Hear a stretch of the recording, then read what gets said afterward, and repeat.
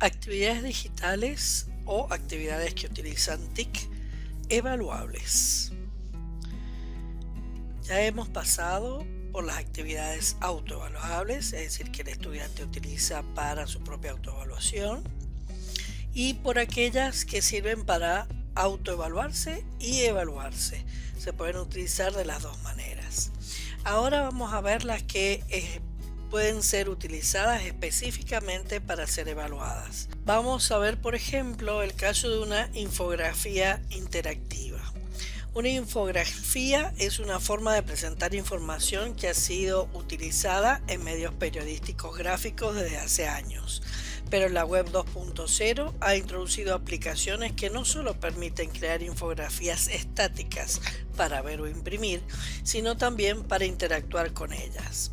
Estos recursos no solo son útiles para presentar información en nuestras clases, su uso se demuestra fundamental para el desarrollo de las competencias digitales de nuestros estudiantes. En otras palabras, la infografía interactiva su mejor uso no es precisamente el presentar información. Creo que el mejor uso que tiene es el que el estudiante realice sus propias infografías. En este caso, de todas maneras, que se muestra es una infografía extraída de Genially, que es uno de los ejemplos que aparecen ahí. Ustedes pueden ver que se muestra una infografía que es interactiva. Acá no se ve la interacción, pero al hacer clic automáticamente ha mostrado que esto no está bien. Este es un tablero como para repasar ortografía. Vamos a ver ahora un par de ejemplos más, pero viendo vivo y en directo, digamos, la interactividad que ofrece una de estas infografías. Con la aplicación Genially realmente se pueden hacer muchas infografías interactivas, de forma tal que el estudiante interactúe con alguna infografía que ustedes pueden diseñar desde cualquier tipo de recurso previo. A mí me pareció interesante mostrarles en esta ocasión una plantilla que ellos tienen, que afortunadamente es gratuita, porque no todas son gratuitas, en donde se les da la posibilidad de armar una matriz de FODA, que llamamos nosotros, acá ellos le llaman DAFO, que además es interactiva, muestra esta primera pantalla y también la siguiente, en donde se puede hacer completar todo. Esto es un modelo, una plantilla, pero ustedes podrían sugerirle a los estudiantes que crearan su propia matriz FODA, que evidentemente supongo que en varios de los espacios curriculares se les pide, para no estar preocupándonos por si lo hacen en Word, si lo hacen en esto o en otro. Sobre todo lo más interesante es la interactividad que produce a través de las flechitas estas que ya vienen marcadas.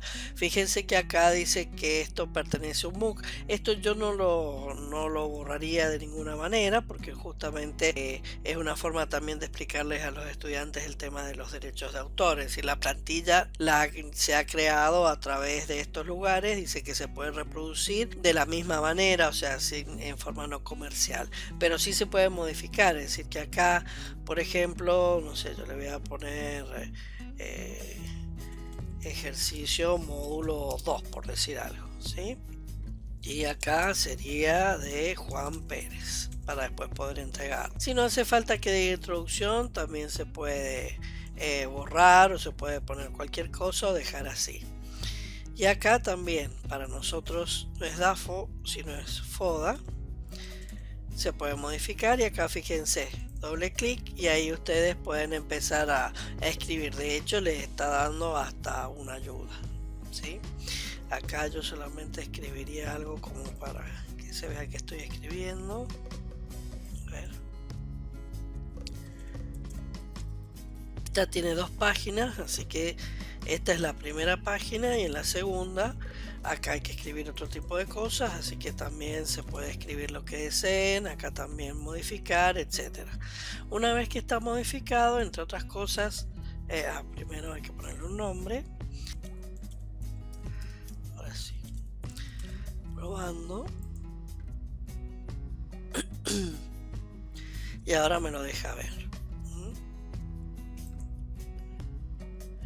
Fíjense, esta es la primera que yo había modificado, acá me ha quedado a mí un texto, acá está lo que yo he puesto, y si voy a siguiente tiene los cambios que yo vi acá, le había puesto un cambio. Pero como se pueden fijar, yo ya he armado una matriz DAFO, más bien FODA, y lo bueno es que es interactiva, o sea, tiene las dos pantallas para ir mostrando y un espacio ya ordenado con instrucciones para el estudiante. Ahora, esto, como en todas las cosas, hay que saber compartirlo. No es este el momento para yo explicarles cómo se comparte. En algunos que han hecho los cursos ya saben o se dan una idea, y eso hay que ir estudiándolo. Y sí les recomiendo especialmente es cuando esto se ocupe para la modalidad virtual, sí dejar bien escritas las instrucciones de cómo compartir esto, porque si no, no va a servir de nada el trabajo y no va a servir de evaluación. A mí me parece que sí es una buena actividad de evaluación, porque dudo que más de un estudiante se copie de otro cuando tienen que trabajar de este lado. Pero bueno, evidentemente eso ya lo decide cada uno. Bien, después de la infografía interactiva, vamos a hablar brevemente sobre el crucigrama invertido, o escribiendo las referencias de un crucigrama, como le llamo yo. En este caso se prepara una grilla con el crucigrama resuelto con los principales conceptos que se desea fijar. Se solicita al estudiante crear las referencias o definiciones con sus propias palabras. Sirve para que el estudiante profundice y fije los contenidos leídos, vistos u oídos. Si se va a utilizar como evaluación, es recomendable haber utilizado esta técnica previamente. Acá no hace falta utilizar más que un documento de Word en todo caso, y si se está usando una plataforma, hay que generar el espacio donde el estudiante pueda subir el archivo en Word con las referencias. Es extraño hacer al revés un crucigrama, más bien escribir las referencias, pero les aseguro que le permite al estudiante fijar y estudiar y repasar y volver a ver los materiales que se le han dado desde lo conceptual, para que pueda redactar en sus propias palabras, que eso es muy importante también que se indique en los enunciados, que ellos escriban con sus propias palabras las referencias del crucigrama. Si quieren, pueden hacer que se trata de lo que ustedes están viendo. Bueno, después tenemos la herramienta, digamos, tipo test, que si bien, por ejemplo, la Moodle tiene todo el test incluido en todo lo que se denomina cuestionario, acá yo les he traído un ejemplo de EducaPlay. Digamos que esta actividad consiste en contestar una serie de preguntas encadenadas secuencialmente. El número de preguntas de cada test se establece al crear la actividad. Lo interesante es que cada pregunta puede venir definida por un texto acompañado de una imagen o un sonido. En el caso de la Moodle puede ser con un texto o una imagen, pero con sonido no. Y las respuestas pueden establecerse de estos tipos, al menos acá en EducaPlay: de forma escrita, en donde sí o sí el profesor va a tener que revisar, es decir, esto no se puede autocorregir. Seleccionando una respuesta de entre varias opciones. Estas opciones pueden venir definidas mediante texto e imágenes. Y la otra opción, la otra forma de contestar, es seleccionando múltiples respuestas de entre varias opciones. Estas opciones pueden venir definidas mediante texto e imágenes también. Bueno, tiene varias características a realizar, solamente quería mostrarles el aspecto, que es mucho más amigable que la de la Moodle. Pero la ventaja de la Moodle, por más que da mucho trabajo armarla, es que ustedes tienen automáticamente conectados los estudiantes a la plataforma y los resultados los guardan ahí mismo. En este caso, ustedes tienen que cargar los estudiantes si quieren realizarlo, o hacer que ellos pongan su nombre y ustedes revisar si quienes los han realizado. Es un poquito más complicado, hay que evaluar internamente qué es lo que más conviene. En este caso están viendo es un test en donde esta pregunta, por ejemplo, requiere texto escrito. Después tiene otra pregunta que es de tipo múltiple opción, pero con una imagen puesta. Y acá la próxima también tiene una imagen y sobre ella tiene la posibilidad de múltiples opciones. Ahí se van completando la cantidad de preguntas que van y al final se les da la respuesta. Pero existen muchas formas de personalizarlo, tanto acá en EducaPlay como en Moodle, de forma tal que ustedes pueden devolverle la respuesta instantáneamente al estudiante. Esto tiene que ser para preguntas cerradas, evidentemente, o pueden esperar y devolverlas todas juntas, o esperar a que el profesor revise todas las preguntas que eran abiertas y recién ahí el estudiante pueda ver cuál es el resultado final del test. No soy muy amiga de este tipo de cosas. En todo caso está bueno para autoevaluación también, pero no me parece que lleve mucho aprendizaje este tipo de actividad. Vamos entonces a la WebQuest. La WebQuest, si ya han pasado por nuestros cursos, saben que es un tipo de actividad que no requiere efectivamente ninguna de estas herramientas como EducaPlay o Moodle o lo que sea.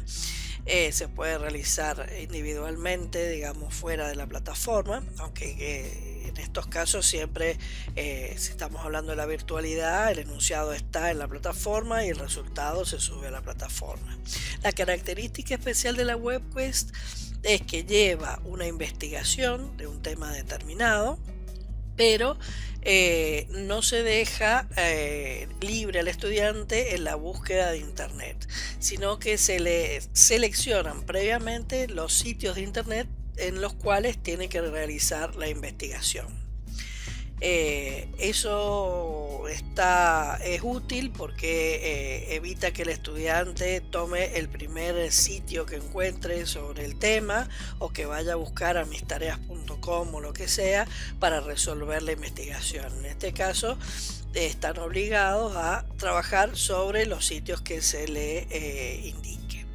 Y para redactar una WebQuest hay que redactar 6 pasos y los estudiantes tienen que respetarlos. Esto es bastante conductista, este tipo de actividad, pero si no, no hay forma de que les resulte bien. Hay que redactar claramente una introducción diciendo de qué se trata el tema y lo que se va a realizar. Después se especifica cuál es la tarea, o sea, qué es lo que se quiere obtener de esta tarea. En el proceso se explica cómo se va a realizar. Ahí también es importante decir si se va a realizar en grupo o en forma individual y si es grupal, qué actividad va a desarrollar cada parte o cómo lo van a distribuir. El tema de los recursos, que es ahí donde se le van a indicar cuáles son las páginas web o cuáles son los materiales sobre los cuales tienen que investigar para resolver la tarea. Finalmente, la evaluación. Es muy importante que la evaluación esté acorde al tipo de actividad que se le está pidiendo. Es decir, no podemos esperar que nos den una lección oral para contarnos cómo les fue en la actividad. Si han tenido que investigar en internet, en sitios en particular, entonces lo mínimo que se puede hacer es pedirles o que escriban o que hagan un PowerPoint o que graben un podcast o graben un video con la resolución de estas actividades. Eso queda digamos a criterio del profesor y de acuerdo a los tiempos que le llegue a dar para desarrollar el tema. Y finalmente la conclusión, que el profesor la tiene que escribir también, indicando qué es lo que espera de todo el proceso que se haya realizado. Existe mucho material, especialmente en Eduteca, entre otros, donde pueden averiguar cómo redactar mejor este tipo de actividades y qué pueden esperar de ellos. Muy bien. Ahora vamos a hablar de los podcasts. Los podcasts directamente archivos de audio. Un podcast en realidad es un archivo de audio que se transmite a través de alguna plataforma o alguna aplicación en particular. En este caso, en nuestro caso, en el caso de la educación, no es obligación obligar al estudiante a que lo suba a alguna parte, porque hoy en día los audios se pueden enviar directamente a través de WhatsApp, se pueden subir al Drive, se pueden publicar, no digamos, no publicar, sino compartir en cualquier por muchas vías. Entonces, si bien he puesto acá podcast, en realidad podríamos hablar de archivos de sonido, que generalmente lo que tiene, o la riqueza que tiene esto del archivo de sonido, es que el estudiante va a narrar o va a hacer una entrevista, y entonces está desempeñando o está desarrollando competencias de variada naturaleza. Es decir, no solo va a hablar del tema específico, técnico, digamos, que tenga que ver con el espacio curricular, sino que además va a estar hablando de comprensión lectora, va a estar desarrollando la forma de expresión y comunicación, y varias cosas más. Entonces, para eso es muy útil la grabación de audios. Yo les recomiendo mucho solicitar este tipo de actividades, no así tanto como escribir como grabar.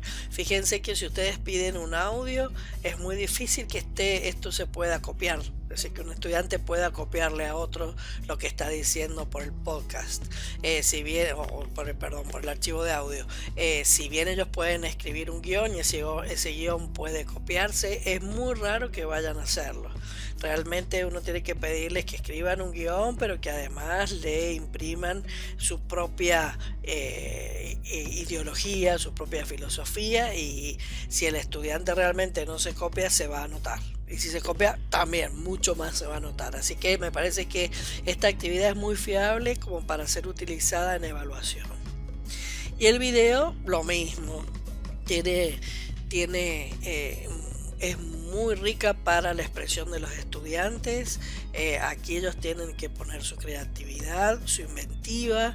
Si se quiere más elaborado, sí se podría hacer en grupo, para lo cual se puede realmente asociar en todo caso algún otro tipo de trabajo, como podría ser la escritura de una entrada en un blog explicando cuál fue el proceso de desarrollo de este video, como para tener una idea qué parte hizo cada participante de la actividad. Pero si se pide eventualmente un video sencillo, como algo así como esto que estamos presentando ahora, que es un video con imágenes sobre el cual se habla, digamos, no se pide que sea de extenso como esto, pero sí de un tema específico, concreto, de un tiempo determinado, creo que los estudiantes lo pueden llegar a realizar. Y nuevamente me parece que son actividades que son difíciles de que el estudiante se copie, y muy fáciles de evaluar y encontrar el auténtico aprendizaje del estudiante.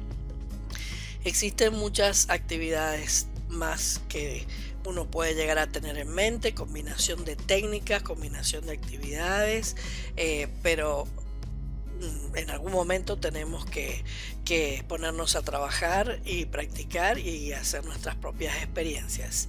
Esperemos que ustedes puedan compartir no solo los resultados, sino todas aquellas actividades que se les ocurra inventar de acá en adelante. Gracias por su atención.